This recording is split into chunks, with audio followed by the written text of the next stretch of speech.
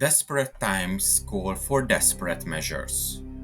The year 1944 began with massive bombing raids by the US Army Air Force and the Royal Air Force Bomber Command on an unprecedented scale. With a shift of emphasis from targeting strategic targets to the destruction of the German Air Force, by late February of 1944, the German fighter force was broken. By the summer of 1944, Allied aircraft were roaming at will over most of Germany. The Luftwaffe answered this threat with the Jäger Not program, or the Emergency Fighter Program. The Messerschmitt Me-262, then about to enter service, had a clear performance advantage over the Allied aircraft, but were expensive and difficult to keep operational. This fact led to the idea of a much simpler design which could be easily built and so inexpensive that any extensive problems would be addressed by simply disposing of the aircraft.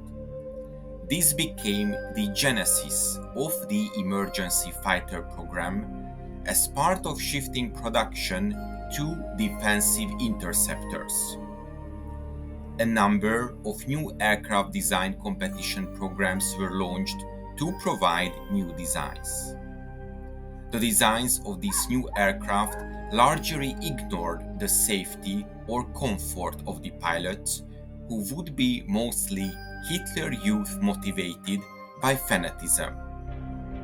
Although opposed by important figures such as Luftwaffe fighter ace and general Adolf Galland, the project went ahead owing to the backing of Reichsmarschall Hermann Göring and Adolf Hitler. One of the strangest proposers of the Jäger Not program was the Fliegende Panzerfaust, or the Flying Armor Fist, a very short-range interceptor designed by the Zeppelin Corporation.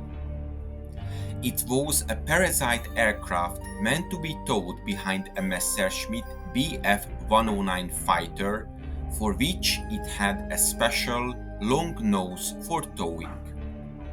Powered by 6 solid-fuel rocket engines, 3 on each side on the rear half of the fuselage, the Fliegende Panzerfaust had a wingspan of 4.5 meters and a length of 6 meters. This aircraft would have been released upon reaching combat altitude above the enemy bomber fleet.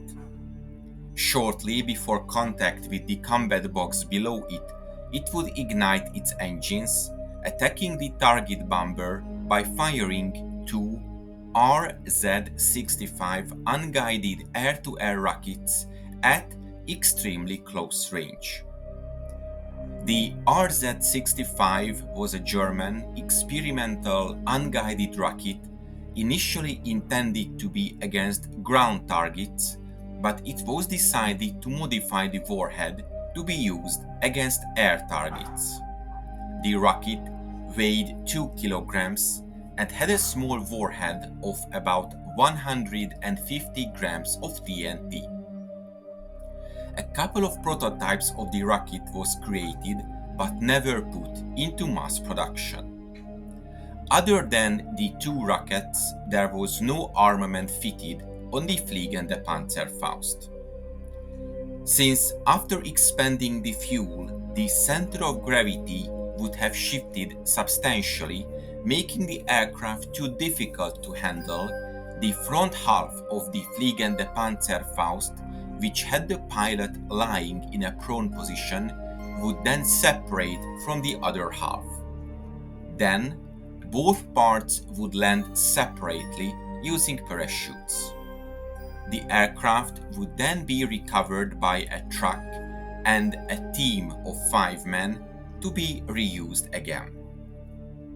Only one mock-up was built, but it was never tested. Most of the other designs of the Emergency Fighter Program never proceeded past the project stage.